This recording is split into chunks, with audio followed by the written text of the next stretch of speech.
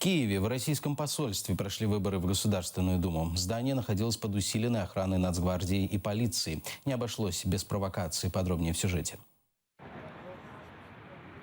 На земле российский флаг, в руках плакаты с призывом бойкотировать выборы в Государственную Думу России. Кто-то желает проходить на эти выборы, пускай пройдет по российскому флагу. Наверное, лучше всего, чтобы он развернулся и пошел обратно после этого. Если он такой гражданин России, он таким себя гражданином России считает. Пусть, может быть, у него что-то в голове сработает, так я думаю. Не означает топтание флага, что я топтаю российский народ. Я против путинской России. Я не согласен с Путиным, который забрал мою батькивщину и оставили меня обездоленным.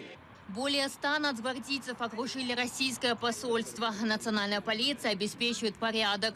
Граждане России проходят на голосование через так называемую границу, предъявляют российский паспорт и лишь потом им открывают дверь.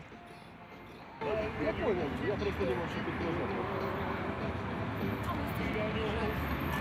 За кого голосовали, признаются не все. Уверены, нужно идти на выборы, чтобы не использовали их бюллетень.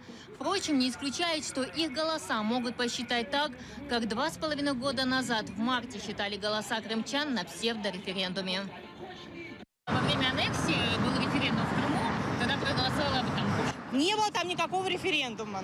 Не было там никакого референдума. Там ничего не было.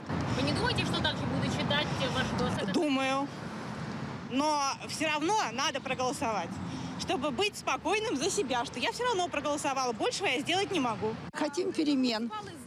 А вы каких перемен в России хотите? Чтобы не было войны. Это главная перемена. Чтобы Россия забрала свои войска с Украины? Ну, наверное, понятно. Что вы это еще там подробности спрашиваете?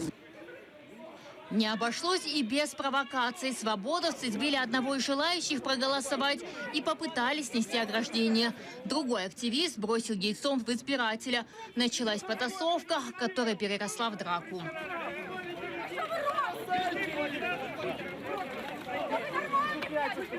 Затримали людину, зараз дізнаємося факти, будемо переглядати відео.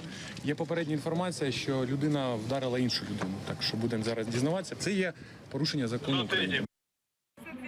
Однако такие провокации не испугали пришедших проголосовать и за партию власти. А за кого будете голосовать? Фу. Я еще не решила. За Путина. Я да. Вот убейте меня тут. Это мое мнение. Мое личное. Я никому не навязываю. А что в Россию не едет? Не туда поеду. Эльвина Седулаева, Асан Эминов, Заман, АТР.